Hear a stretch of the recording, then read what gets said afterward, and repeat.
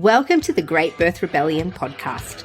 I'm your host, Dr. Melanie Jackson. I'm a clinical and research midwife with my PhD, and each episode I cast a critical eye over current maternity care practice by grappling with research and historical knowledge to help you get the best out of your pregnancy, birth, and postpartum journey. Welcome to the Great Birth Rebellion podcast. Today, we're exploring the option of home birth. This is for you if you're thinking maybe you'd like to try a home birth, but still have some questions and concerns about whether or not it's practically possible for you. Maybe you don't feel safe having a home birth. Maybe you're trying to convince your partner to have a home birth. If that's you, today's story is for you. For long-term listeners of the Great Birth Rebellion podcast, you'll be very used to the style that I typically use through each podcast episode, where I have a look at some evidence, rifle through it and pull out little points and use that to formulate podcast episodes. That's still all going to be here. I'm just exploring some options to also share stories of women who have used the Great Birth Rebellion podcast as they make their decisions about their births. And through their stories, we can learn lessons. And as you'll hear, this is not the regular birth story podcast format. There'll be periods of time through the stories that the women tell where you'll hear a nice little sound effect, and that indicates to you that I'm about to chime in with some commentary. So on today's podcast, we're exploring home birth through a birth story told by our guest, Renee Bargh, who is a hardworking mum. She's a television host, David Jones ambassador, and long-term listener of the podcast. And as she tells her story, you'll hear commentary from me to help you fully understand the story and take home some little bite-sized lessons as we go. So today's episode is all about exploring the option of home birth through the birth story of Renee Bargh, mum of two. Welcome to the Great Birth Rebellion podcast, Renee. Thank you so much for having me. This is like a full circle moment for me because I am such a huge fan of you and your work and this podcast. I think it became my Bible during both my pregnancies. So yeah, it's an honor. Why don't you just tell us about that to start with, and then we can introduce you to everybody. Why did the Great Birth Rebellion become your Bible? Well, it was actually, I got on the group midwife practice with my first pregnancy, and my midwife, she kind of gave me a few episodes to listen to when there was questions that I had come up around certain things. So I know it was the what's it called? The gestational diabetes test, the glucose test. Yeah. I had questions around that. I had questions around going too far in my pregnancy and over term and things. And so she would just send me a few episodes, and then I just started listening to it for everything. And the main reason was because my partner is a doctor, and he, actually an anaesthetist. So that gets really interesting when we start talking about home birth.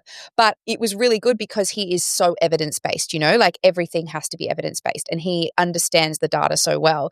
So the best way for me to get anything across the line was to have him listen to your podcast or be able to come back to him with things that I'd learned from listening to your podcast. So there was a lot of episodes in the first pregnancy that were really helpful, but I'd say even more so with my second pregnancy. Well, how about we let the listeners know who you are first before we proceed too far. And of course, I'm happy to just listen to you tell me all amazing things about the podcast and affirm my life's purpose for me. That would be amazing. But can you give us a brief introduction about who you are and what you do with your days at this part of your life and even earlier before you had kids? Well, first and foremost, I'm a mum, and that is my favorite role to date for sure. I now am a mother of two, under two, and wow, nobody told me how hectic that was going to be. I feel like everyone who's done it before me lied or just didn't complain enough. So I am deep in the trenches. I have a 3-month-old and a 2-year-old. My days are spent very differently to how they were spent previously. I, wake up and I feed one baby, and then the next baby wakes up and I feed him. I'm still feeding my 2-year-old as well. So I'm tandem feeding, which I also didn't expect to do. And my partner works really long days as a doctor. So, the mornings and the nights, they're both pretty much me full time at the moment, while trying to also juggle work still, because in my profession there is really no maternity leave. So I'm, when one baby goes to sleep, I'm trying to hustle to get the other one to sleep, or I've got her in the carrier while I'm trying to, do things like this or work on social content stuff that I have to do, or my own podcast, Mum Era, hosting events. Tomorrow I'm hosting a big event for David Jones. So I'm still trying to maintain all these work things, but I am, it's so hard because I really am just so deep in the postpartum mother haze. My brain is not working. I'm exhausted. I forgot what it's like to be up 4 to 6 times in the night. But I absolutely love it. It's what I always wanted. I always wanted to be a mum more than anything in the world. But that doesn't take away from how challenging it is. I think, I realized when I went back to work after a year with my son, I went back to the Today Show. And that's my other life. My other part of me is that I am a television host. And for 10 years, I hosted a show called Extra in Hollywood alongside Mario Lopez. So I used to cover all the red carpets like the Oscars and the Grammys and the Emmys and all of that for 10 years. And then I moved back to host The Voice, and that was during COVID. So that kept me here. And then I met my partner, and, the rest is kind of history. And I've been working on the Today Show and doing things for Stan and other entertainment news outlets and everything. But most importantly, my life and my role as a mum is kind of what's taken over. Yeah, it's very I laugh all the time, especially when I'm on all fours on the floor scrubbing food off the ground, and I'm thinking like I used to be on a carpet interviewing Brad Pitt, and now I'm literally getting food thrown at me from a crazy toddler. It's just my life is just so different, but it is truly what I always hoped and dreamed of, but 100 times harder and messier and more raw and more vulnerable and all of the things. Well, and you've had a big life and career before having kids. Yeah. Do you think it's been harder to be a parent Mm. or keep up with that life that you had before? I think it's the separation of the two, because I really truly feel like there's these two parts of myself. There's a part of myself that just loves being barefoot on the beach with my kids and just, immersed in their world for a day. But then there is that part of me that loves, being on camera and interviewing people and being in the industry, but I find it really hard, and I'm still working that out, and maybe it's just because it's so new to me, to merge those two worlds and to be the best and show up the best that I can in both those worlds, because I constantly feel guilty, and I know this is what every mother feels, but I constantly feel guilty when I'm with my kids that I'm, on my phone too much, or I'm still in work mode at times, and I can't be 100% present all of the time. And then when I'm at work, I'm missing them like crazy and I want to be with them. So yeah, I'm still figuring all of that out. But I will say, when I went back to work on the Today Show, even though I had to be at work at 4:00 in the morning and, it's live on television and everything, that was so much easier than being at home with my toddler. Yeah. So much easier. Yep. And I just instantly just turned to my partner and I was like, I am so jealous that you get to do this every day. Not that his work is easy at all, but I just thought, wow, like, paid work is so much easier than the unpaid work of being a mum, a stay-at-home mum, especially when you have toddlers. And you think it's hard when you've got a baby, but then you have a toddler and a baby and you're like, whoa, the baby is a piece of work, is like a piece of cake. The toddler is chaos and it never stops. I have to agree with you. I had a whole new respect for mothers after becoming a mother myself. I thought I'd already done the hardest thing. I had just nearly finished a PhD before my first baby. And I thought, right, I've peaked. I've done the hardest thing anyone can ever do. And then I had a baby and I thought, cancel that. This is definitely the hardest thing. Yeah. It's all the thankless work. Like, it's everything that goes on, all the little things you do throughout your day that nobody sees and nobody knows about. And even your partner, who's not there all day with you, could ever really understand it, because they never usually have to do it, and they can't be feeding at the same time. If you are breastfeeding, it's just a whole other layer. It's amazing. And I don't like complaining about it, because I genuinely love it and live for it, but it is freaking hard. Yeah. And I just think it shows how incredible women are as well, being able to juggle so many things. So fast forward. So you had your first baby. I'm really keen. I'd love to hear the story of your first baby if you could briefly run through it, but I'm super keen to talk to you about your second birth. Let's start there. Let's go into birth stories. So my first birth and second were polar opposites, and the first more so, I think now in hindsight, being that you don't know what you don't know. And I think I went into it being as prepared as I possibly thought I could be. And I'm one of those people that when I'm doing something, I do all the research. So I listened to your podcast. I read Ina May. I did hypnobirthing. I really felt like I had done all the work. And so I deserved to have the birth that I wanted to have, which was a water birth is what I wanted to have. But I wanted to have that in the hospital. We live quite a far ways from the hospital. My partner's a doctor. All the risk, everything that, you hear about and think about, we had a lot of fear. And there was no way home birth was ever on the table for the first birth. So I was on the midwife practice. So I felt really comfortable with that. I felt really safe and I felt like I was going to get the birth that I wanted. What Renee's talking about here with the midwifery group practice programs, if you're new to understanding what kind of services there are available to you when you're pregnant, at your local hospital, they might have set up a midwifery group practice, which means that you will be allocated a midwife that looks after you through your pregnancy, birth, and postpartum. And this is one of the most evidence-based ways, or I guess models of care that women can access. They've shown excellent outcomes for women. Women are very satisfied with the service when you compare it to a more fragmented model. So what Renee is talking about here is for her first pregnancy, she had chosen to go on the midwifery group practice program at her local hospital. And that's certainly something that I would recommend if you're planning your first birth and you're not considering a home birth. The next best thing is having continuity of midwifery care through one of the public programs. These are some of the best models of care that you can access if you haven't got access to a private midwife. My waters broke first in the evening, like just as we were getting into bed, and we were all excited and we're like, okay, it's happening, it's on. My contractions were, I think they were between, it's hard to remember now, but I feel like they were maybe 5 to 6 minutes apart when they started, and they started ramping up after a few hours. We called the hospital and they were like, oh, we think you should come in. Again, hindsight, definitely shouldn't have gone in. Had I had a doula, and that was my other thing that I feel like I did wrong the first, not that I did wrong, but I wish that I'd had a doula the first time. We probably would have stayed home a little longer, but we went straight in.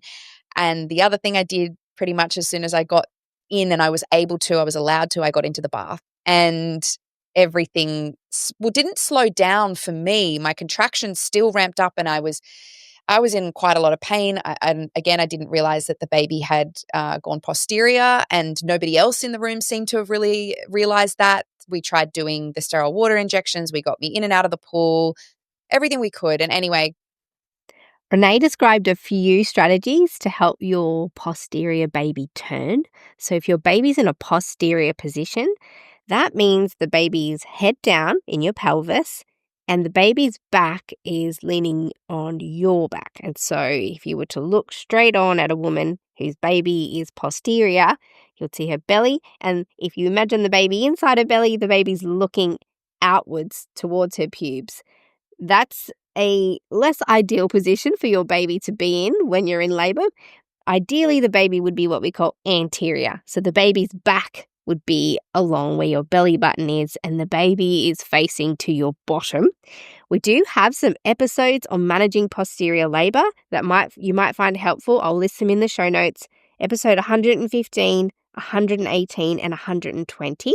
And Renee also referred to sterile water injections, which are a pain management strategy for the back pain that sometimes comes with posterior labor. And you can hear all about that in episode 20. Again, I'll put these in the show notes for you to refer back to. The long story short of that labor is that it was almost 18 hours of active labor. And I got to the point where I hadn't slept or eaten for 24 hours. I was so exhausted, beyond. And the doctors, because my waters had been broken for over 24 hours at that point, they wanted to do a Caesar. And in my head, the one thing I really didn't want for myself was a C-section. I really wanted to push my baby out vaginally. And so my midwife, knowing that, was like, look, we're going to have to give you some Synto. And I think at this point, the level of pain you're in, you're going to need an epidural. And to be honest, I had screamed asking for an epidural for like the last 6 hours, but everybody in my team knew not to give it to me, even if I asked for it. But by that point, they were all like, she's got to have it. It's been 23 hours or something. It's too much. So I had an epidural, rested for a little while. And then a couple hours later, I spent about an hour and a half pushing to get my son out. And one of the things that I was most proud of was that I was able to get up on all fours. That was the hardest part, I think, of my labor, because I had such a heavy block in my legs. To get on all fours felt like I was pulling 200 kilos weights on each leg into that position. And then I pushed him out and I had very minimal tearing, but there was something that happened after where they basically took my catheter out straight away. And then I was in agony, like absolute agony. And my partner realized quickly that it was because, and he asked, where's the catheter? And they said, oh, we took it out. It's like, she still has a block. She can't get up. So then they put it back in and drained 2 liters of urine from my bladder. So hence the extreme pain. And what that meant was that I had to have the catheter in for 72 hours. And that, combined with all of the drugs and everything, I just felt horrible. I felt like I'd been hit by a truck. I couldn't get up and move it felt like days. Maybe the next day I got up and had a shower, but for weeks I just felt just disgusting. And I think the hardest part for me after that birth was I definitely had a lot of birth trauma. I felt really disappointed in myself, which it makes me really sad now, because I just think we should never feel that way after doing something so incredibly powerful. But I think it was just because I was, as much as I thought I knew, I was naive about a lot of things, and things could have definitely gone very differently. I'm really glad my baby was safe and I was safe, but it wasn't the outcome that I hoped for. And it was more the feeling afterwards, because I remember seeing him in the little bed next to me and just having no energy to pick him up, and just looking at him and being like, oh my gosh, he's so gorgeous, but I just can't touch him right now. I'm so exhausted and I feel so sick. And that was just such a vast contrast to my second. So I found out I was pregnant the second time, and essentially, I found a doula that I really loved, because I was like, you know what, that's what I did wrong the first time. I'm going to have a doula this time. And when I spoke to her, she said, what kind of birth do you want? I told her, and she said, it's not impossible for that to happen in the hospital, but it's more possible that you'll get that outcome and you'll have that experience at home. And I just was like, look, there's no way my partner's going to say yes to this. Home birth is just off the table. And she said, look, there's a great private midwife in your area, Janine O'Brien, who and everybody knows in this area and loves. Just meet with her and see. And so I took my partner along. He asked her all the hardest hitting questions. My goodness. She said that she has never had questions like that from a husband or a partner ever before. Every possible risk, everything that could happen. And I mean, she nailed it, because we left the meeting with her and he was like, she knows her shit. She's really good. I feel really safe. I feel really comfortable with her. And look, it still took a while to get him entirely across the line. But essentially, I didn't get on the group midwife practice again in the same hospital, because they deemed me high risk because of the mistake that was made with the catheter. I could not believe that blew my mind. And the fact that made me not be low risk anymore and maybe not be able to get on the group midwife practice. I just felt like all signs were pointing to doing it at home. And I'd had a couple of girlfriends very recently had their first birth, so, which is not always the easiest, at home with Janine, and had beautiful experiences. And so, yeah, all of that just made me go, let's do it. And it did take a while. Like, it was step by step. And even as we got closer, I was still not 100% sure, but we felt confident that if we changed our mind last minute, last day, whatever, we would get in the car and we'd go to the hospital and it would be fine. But thankfully that never happened. I'm curious to know what it was that you wanted to do differently this time. So when you were talking to the doula and to your midwife, what was it that you said you wanted to do instead of what you did last time? Well, I said I definitely wanted a water birth. I was like, I want to have my baby in the water. That was the main thing I'd said to the doula. I want to labor at home as long as possible, and I want to have a peaceful, hands-off labor. And that's when my doula said, you can have that labor in hospital. There are many women who do, but it's more likely that you will get that outcome at home. And she was like, and the outcomes are really good. Like, the evidence is there. It's all there. And I didn't believe her at first. I didn't know that. And then I listened to quite a few of your episodes on home birth. And actually, the one that I listened to that really got me across the line was I can't remember the title of it, but it was about all the things that can go wrong, all the emergencies and how you deal with them as midwives. Yes, we did an episode on, how midwives manage emergencies at home. That's right. Yeah. Yes, and that one was one of the episodes that got both my partner and I across the line. I sent it to him and I just said, like, here's all of the things and this is how they will deal with it. And it made us both feel really comfortable because, I mean, it seemed like it was all the same things that they would do in the hospital. And it just, as a multip, it just didn't feel like those risks, that a lot of the risks would apply to me anyway. And I felt, really reassured by that episode. And there was another episode too that got me across the line, which was about bigger babies and the size of babies. And because I did have quite a big baby. But all I got told both pregnancies was how big my babies were and how I should be induced early and all of these things. So And so how did your pregnancy go this time? I assume the first was quite low risk considering you were still on the MGP program, because those MGP programs are quite ruthless with their inclusion criteria. yeah, And as you said, just because you had urinary retention after the last birth, because the catheter was removed, not by any fault of your own, that was enough to get you disqualified from the MGP program. yeah. Yes, yeah. So all low risk. I have horrific pregnancies in the sense that I have HG. Both, hell. So both pregnancies I was throwing up. First one I was throwing up till about 16 weeks every day, 100 times a day. The second one was until about 20 weeks. So it was way worse. And then I am a little bit older, so I feel like my body just physically cannot take pregnancy very well. And I used to be quite a small framed person. And I say used to be because pregnancy changed my body Yeah. in such a wild way. And I carry really big baby, like not really big, but bigger than you would probably expect. So it put a lot of strain on me. I had pelvic girdle pain and pubic symphysis and all the things that could happen. So physically, I had pretty horrid pregnancies, but yes, medically low risk and all good in that sense. The only things that came up was towards the end of the second pregnancy, Janine, my midwife, when she was doing the measuring, Yeah. the what's it called, the The Simpsons fundal height. yes. So Yes. that went up by 4 centimeters in 1 week. And so she was like, huh. And I hadn't done the gestational diabetes test and everything. So, and I was like 37 or 36 or 7 weeks at that point. And we were like, uh-oh. And I was always measuring a couple of weeks ahead in every scan, but this was a lot. And she was like, look, we just have to test just to make sure the fluid wasn't out of range. Because if it is, they don't want to risk a home birth a lot of the time.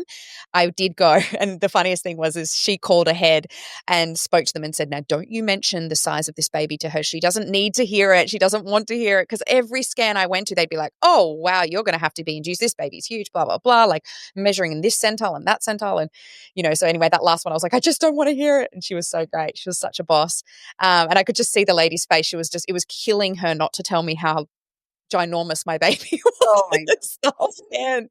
But that was the only kind of little thing that was in the back of my mind and that worried me a little bit, was just the size and the fact that maybe I had more fluid than I should. But yeah, aside from that, I was really lucky from a medical perspective that it was all very low risk and all went smoothly.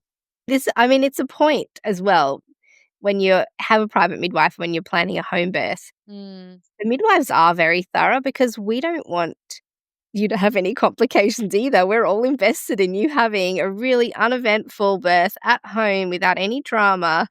And so, I think that really makes a point about how thorough and invested private midwives are as well in making sure nothing is missed. Yes, and that was something I didn't realize either. I think maybe in my naivety, I thought private midwives were pretty rogue and against the system and would kind of, like take these big risks and swings, but it's quite the opposite. And that's what I had to tell family and friends who were concerned and everything. I was like, this is this person's livelihood and their career, and they can lose it really easily and quickly by taking huge risks. So I felt like she was very cautious and careful, and at no point did I feel like she wouldn't make the call for me to go to hospital or anything if we needed to. So yeah, I definitely felt safer in so many ways, actually. Well, we can give private midwives can give a lot of attention to our one single client when they're right in front of us. We have all this time. We're just fully invested in every single woman's experience. And not to say that other midwives aren't, but in a really different way because it's our business as well. And we develop these relationships and we know if we miss something or if something doesn't go well, we've got a lot to answer for. So we're just as invested in a great outcome for the parents, but also for us. Yeah, definitely. Yeah. And that's the thing it's amazing to me because as you would and a lot of private midwives, you have so many people you're taking care of, but you feel like the only one. Mhm. You genuinely do. And you do develop this relationship and this bond and this love for your midwife. And then you kind of forget like this is their job. And they're doing this for a whole bunch, a whole community really. Yeah, that's right. Oh, okay. So talk us through the birth now, because this is, there's this a beautiful image of you that you posted on Instagram to announce your birth, and you just look like a woman who has achieved every goal she ever set out to achieve. Mm. And that's really what it feels like, I think. And that's exactly what that moment felt like for me. Yeah, I feel so incredibly proud and this birth is so different. I'll show anyone the video that will even ask me a question about the birth because I'm just like, "Oh my gosh, look what I did." Because it still blows me away that it was even possible after the experience I had the first time. So this time my waters broke a little earlier, but same thing, my waters broke first, and that scared me because I was like, "This is what happened last time." And then the contractions started straight away, which is what happened last time, and very close together. And I just felt like it was all the same.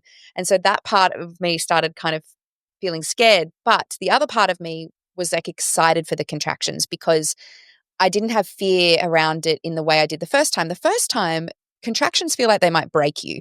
And you also feel like you might die because you don't know, you've never experienced it before, right? Whereas the second time, you're like, oh, I can do this. It won't kill me.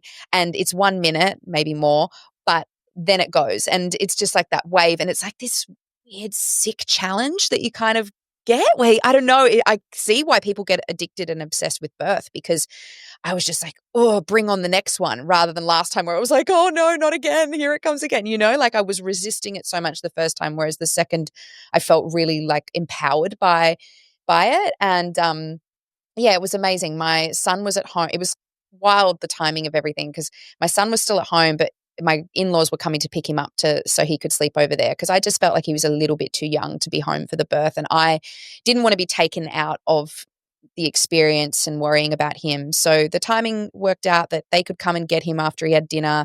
He left, contractions started ramping up a little bit. We'd called Janine, we'd called my doula, photographer friend who was coming. So everyone knew what was happening. Janine had said, I want you to let me know when they're, what was it?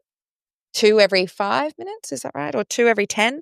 I don't know. Well, I guess everybody's different, but sometimes we suggest, if they're regularly every 5 minutes, lasting longer than a minute each for more than an hour, then probably you are in labor that's not going to stop or slow down. Yes, yes. And I think she said for multips, she's even more conservative, but she lives really close. She lives 5 minutes away, so we weren't too stressed about that. So waters broke at 6:30. By around 8 o'clock, the contractions were really starting to ramp up and get closer and closer together. I had the birth sling, which I absolutely love as a tool. Oh my goodness. And I'm so glad that Jess, who owns the birth sling, had sent me a lot of information on how to use it. And I'd been doing all these, the daily moves classes with it for months beforehand. So I got straight into moving with that, TENS machine straight on, and did not jump into the shower or the pool. We started filling it up, but my instructions from Janine were like, don't jump into the pool until I tell you.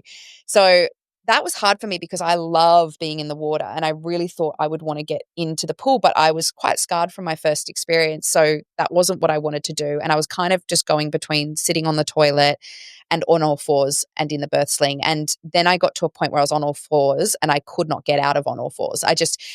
When anyone tried to move me or anything, I was like, this is it. And this is where I have to be. And I remember I needed to have Andrew with me at all times too. If he walked down the hall, I was like, where is he? I need him touching me. I need his pressure. He's the most incredible birth partner. And it's pretty amazing. I want to give a shout out to him because for him doing what he does, the training, the study, and everything that he's done. And at the time, he was working at the Royal Women's. So he was really immersed in Caesars, epidurals, all of that, and seeing all the high risk things that were happening. And he had a lot of fear, and it was really hard for him to separate his medical brain and being like my partner and what I needed. And he just did the most amazing job at just being my anchor and being so calm and just handling it all with such ease and making me feel so, so confident.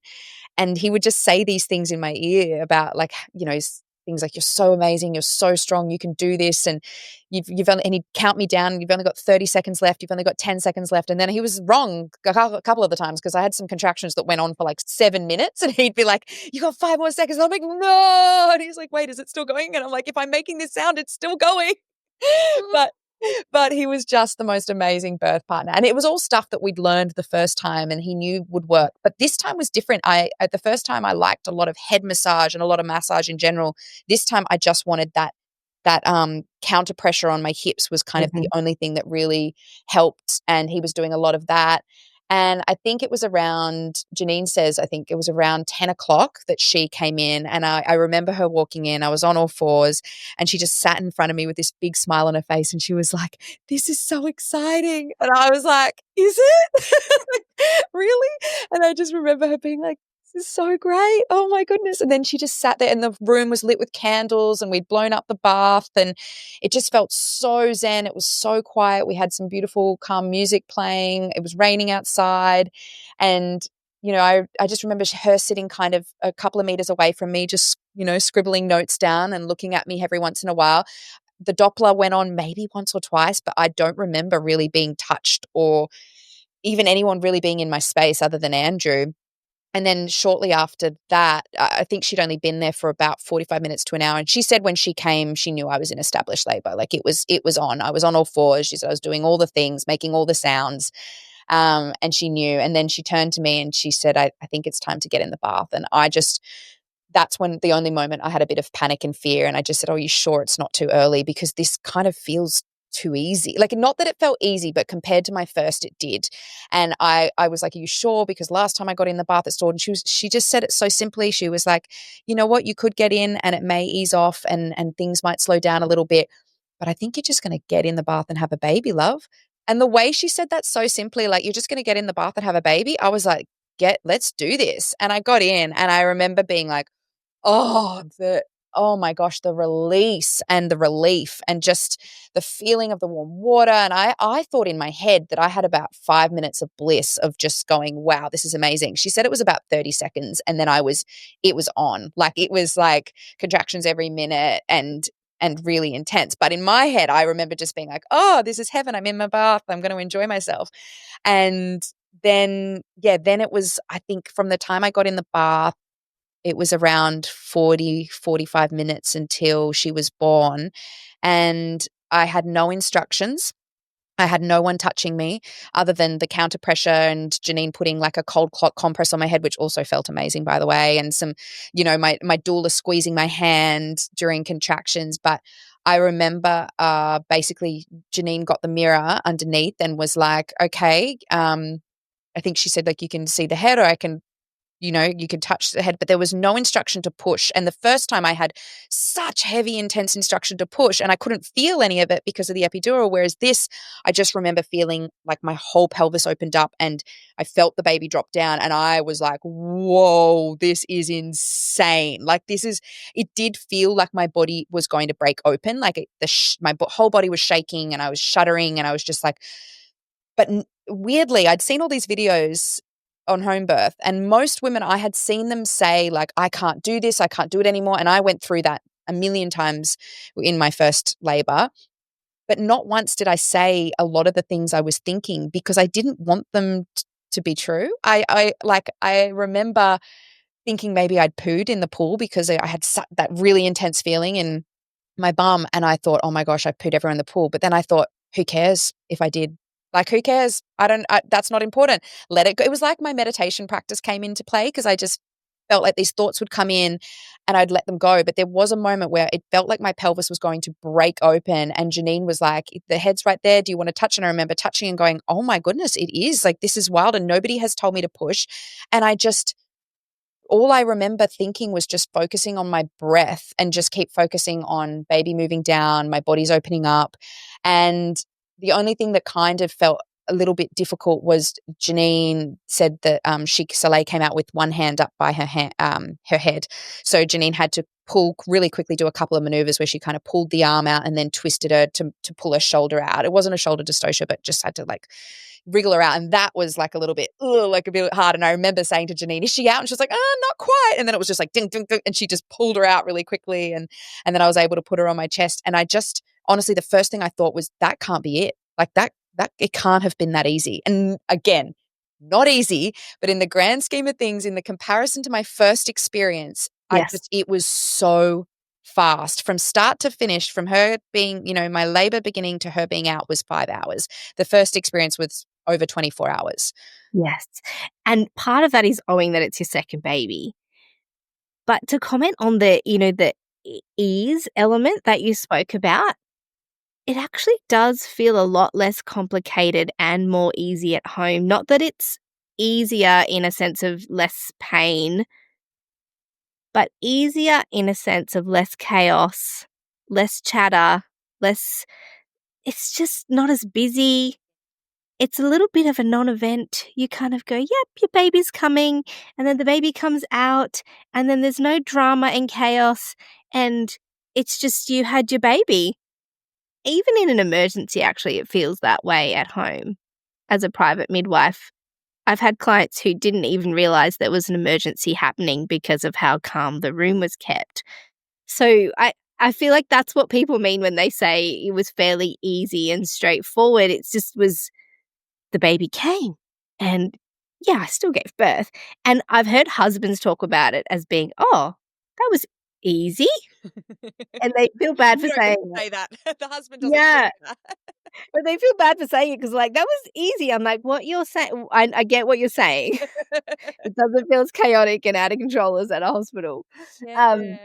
So baby comes out, you're in the pool, straight on your test, which is usually what we do. And then what happens? Then, it was so beautiful. Soleil like pushed up against me and she just looked with she's got these huge wide eyes and she just looked between Andrew and I, and she just went back and forth and she didn't make a sound, which both of us initially were a little bit scared. We were like, oh gosh, she's not saying anything, but she's looking at us both.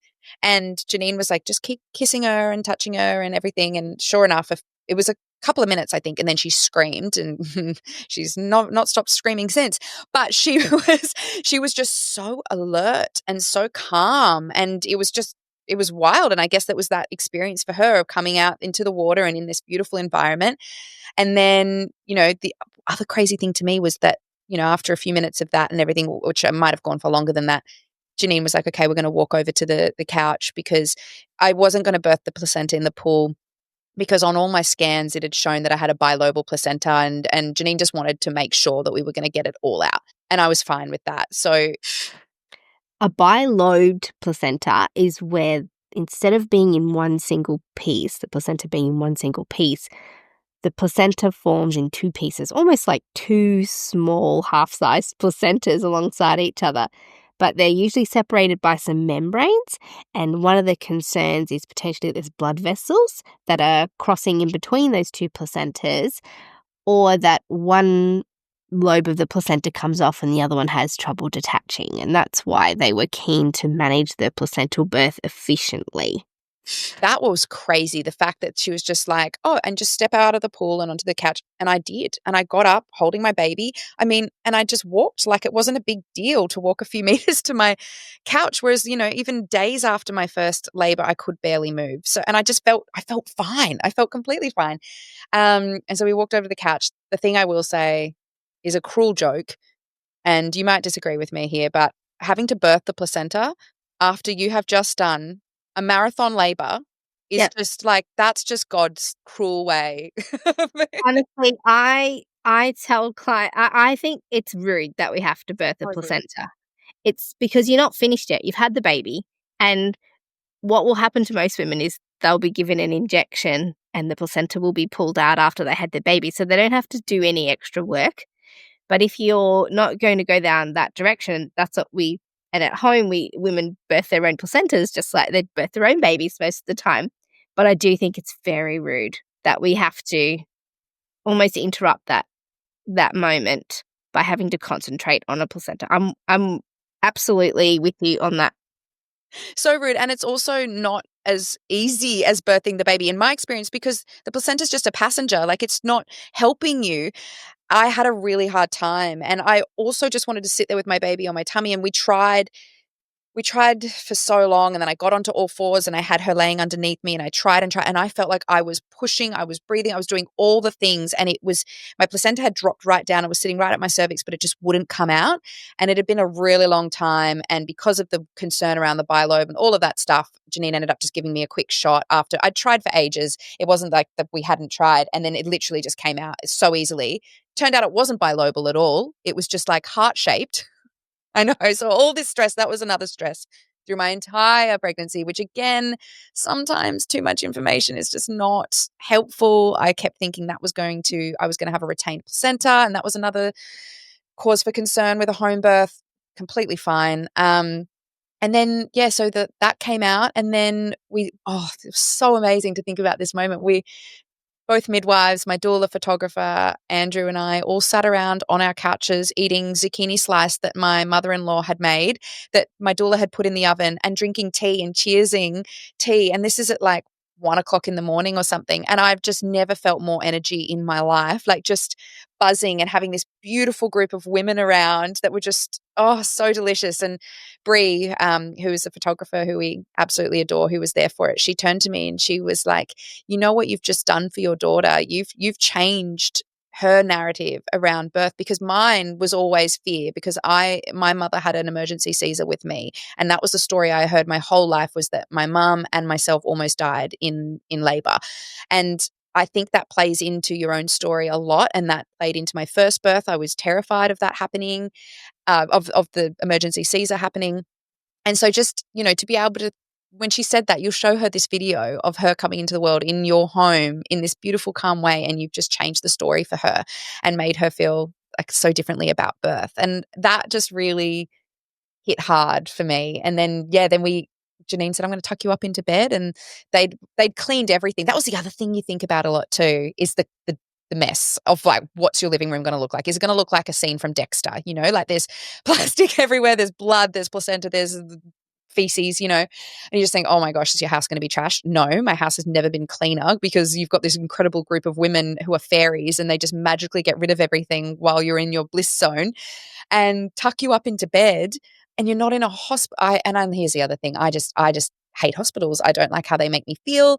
And we had to stay in the hospital for a couple of nights, my first experience. So this time being able to, walk to my shower and have a shower. Janine sat there and watched me just to make sure I was okay, but I didn't need any assistance. And Andrew got to have some beautiful skin to skin with Soleil while I was having a shower. And then, we both got into bed. We brought more tea. Janine came in, and I still had the placenta attached to baby. So then I think it had been almost 2 hours at that point. So then Andrew cut the cord and they weighed her. That was also a pretty wild experience, because Janine had been like, everyone take a guess. And I was like, I reckon 3.8 kilos or something, Janine was like 4.2. And I was like, absolutely not. There's no way. Anyway, she was 4.25, almost 4.3 kilos. And that was like, whoa, because she said, you just breathed out a 4.25 kilo baby. Like all that stress, everything that you'd heard. And, you didn't, and I didn't, and she checked me over. I didn't even have a graze, like not even no tearing, nothing. And that was different. My first experience, I had quite a lot of grazing and a tiny small tear, but even that tiny small tear made going to the bathroom feel excruciating. Whereas this time I went and peed, no pain, no discomfort. It was absolutely fine. So like just wild. That just goes to show that the size of the baby doesn't matter all the time. And then, they all left us. She did all her checks on baby, and then it was like 2 or 3 a.m. and they were all like, good night, have a great night, we'll see you in the morning. And everyone left, and Andrew and I were like, we could go to sleep right now. We should be sleeping, but we just sat up just like buzzing and just reliving the whole experience. And we both felt like we were on the biggest high of our lives. And it took weeks to come down from that, by the way. We just couldn't believe it. And the coolest thing, I think, for me too, was just the way Andrew looked at me and was like, you are a superhero. He was literally like, that was unbelievable. It blew his mind. And I think for him, experiencing what he's experienced in the hospital, to then experience that and be able to take that as his new thought process around, or his new experience around birth and how he could see birth, I think was really special for him as well. And that dramatic difference between your immediate postnatal experience after your first baby is I just feel like it's a testament to the power of birth that you can't quite explain to somebody until they do it. And oxytocin, which is what governs this whole labor process, but then also at the end where you get this adrenaline that enables you to push your baby out and then parent your baby afterwards. And then afterwards, you've got all this energy and bliss because you're flooded with adrenaline and oxytocin. And everyone in the room's feeling it because it's transmitted. They now know that oxytocin's transmitted a little bit like a pheromone. So it's quite catching. And the joy afterwards is part of the addiction where you think, oh my gosh, when do we get to do this again?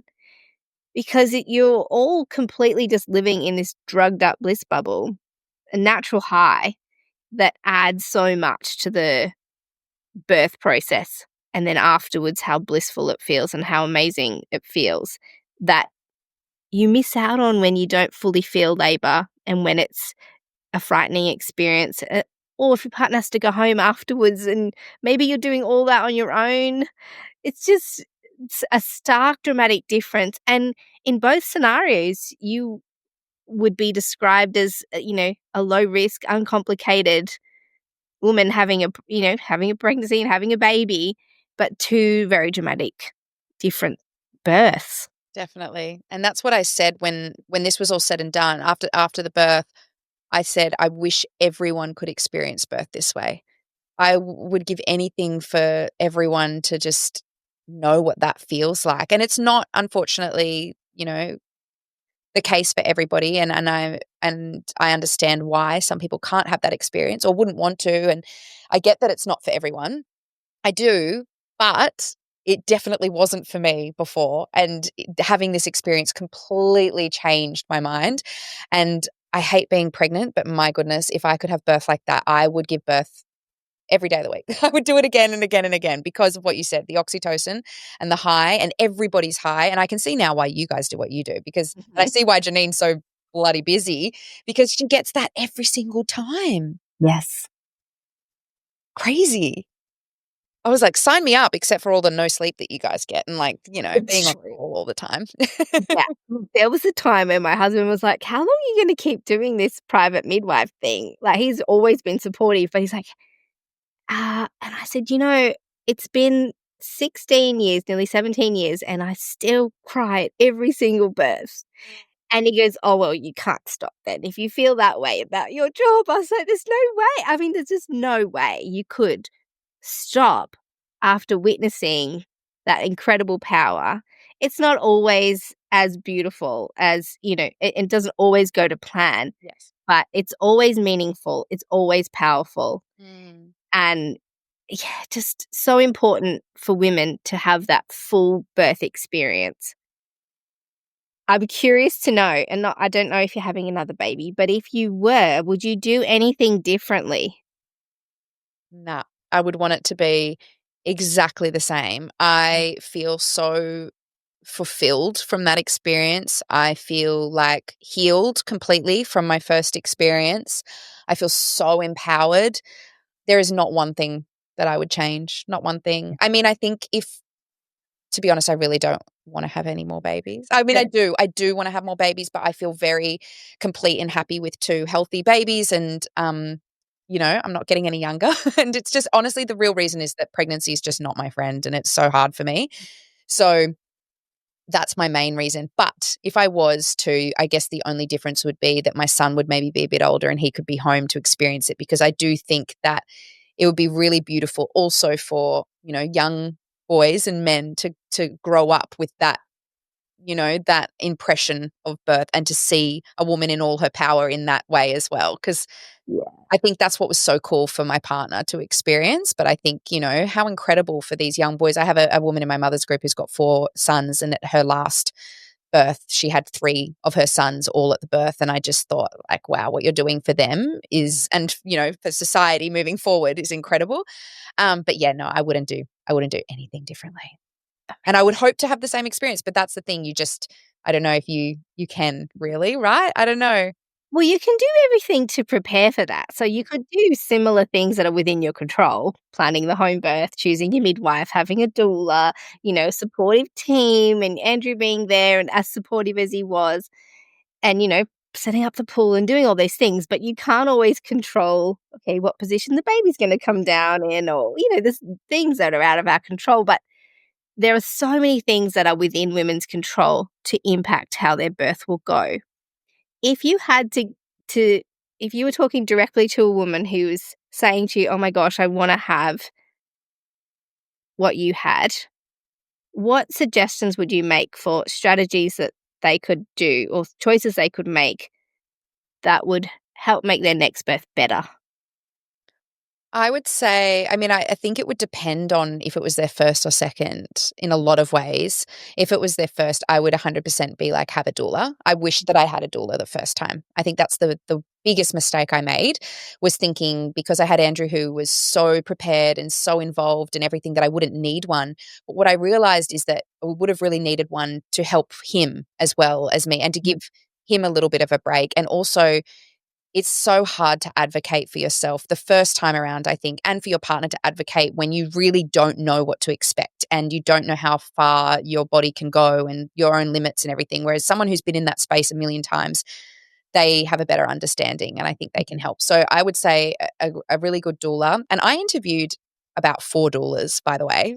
I was like ruthless in the sense that I just knew I wanted to feel so comfortable. It's like, I don't want to be worrying about anybody else in this space. I don't even want to be conscious of anyone in my space.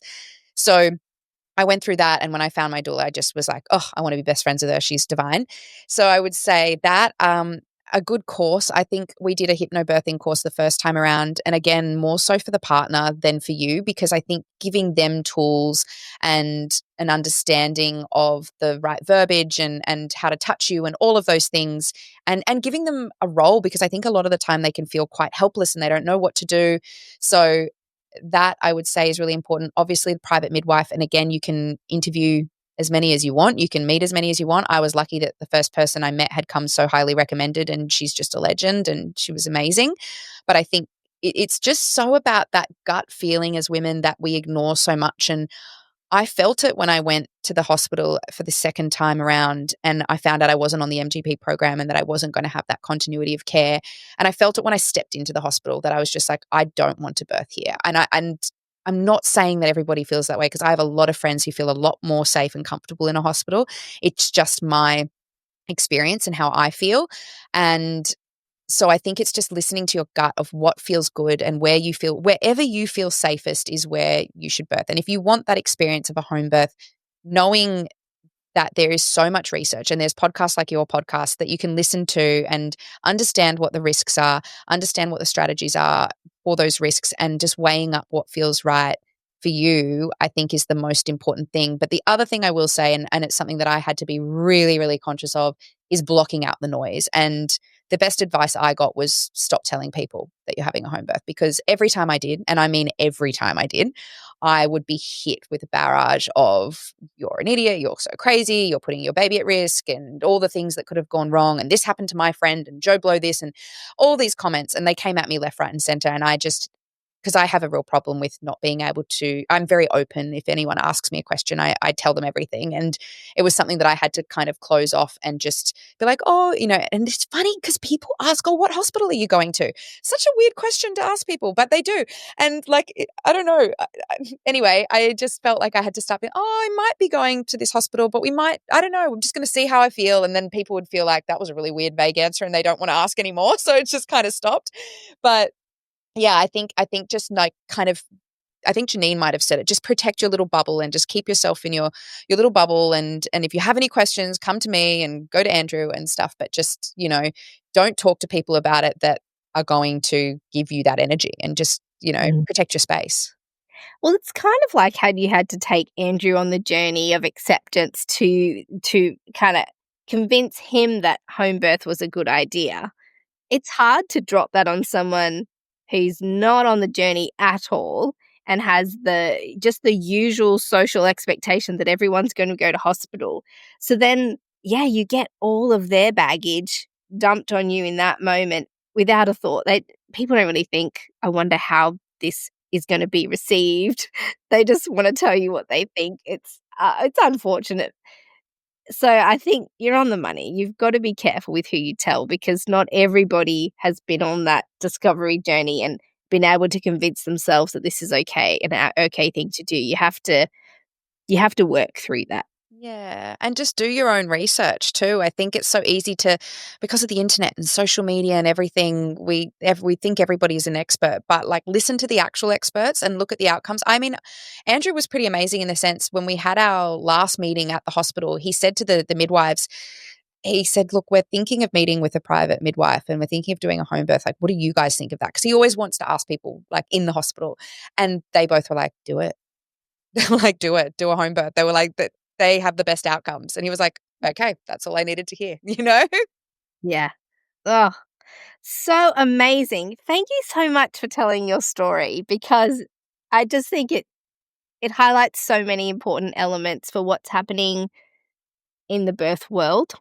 Amazing. I feel like you just told that so well. Oh, I don't have any more questions to ask. It's so hard to remember because you're like, I mean, it's not hard to remember, but this one was so quick that I'm like, well, then and I didn't think it would be that quick, because they say the second is quicker, but I thought my sister had like, her first was like 36 hours, second was like 24, and then her third was like 9 hours. So I was thinking, oh, okay, maybe my second will be like 12 or 13 hours, but still like 5 hours. And in birth time, 5 hours is like 5 minutes. I remember just thinking that it's just like, if you just leave a woman and you just leave them to do what they're intended to do, it can be so beautiful. And that's exactly how I felt. I felt like everybody just kept this beautiful space, except for Andrew, who I really needed as my birth partner. And it just happened. I just had a baby, as Janine said I would. And it wasn't that complicated. No, and this is it. I think that's the truth.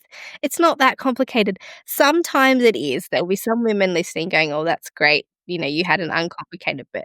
Sometimes it is, and we're not denying that. But the vast majority of women can have these relatively uncomplicated, uneventful births. And I think you highlighted that today as well. Thank you so much for telling your story. Thanks, Mel. Thanks for having me. Oh, it's a pleasure. And I'm just so glad that the Great Birth Rebellion resource is, being used in such a beautiful way. Oh my goodness. It is for, I mean, so many people. What you guys are doing, it's honestly, it's groundbreaking, but it's also just so informative and so entertaining, and you make it so like digestible and easy to understand. I think I wouldn't have done what I did, I think, without having that as a resource. So yeah, super grateful. To get access to the resources for each podcast episode, join the mailing list at melaniethemidwife.com, and to support the work of this podcast, wear the rebellion in the form of clothing and other merch at thegreatbirthrebellion.com. Follow me, Mel, at Melanie the Midwife on socials, and the show at The Great Birth Rebellion. All the details are in the show notes.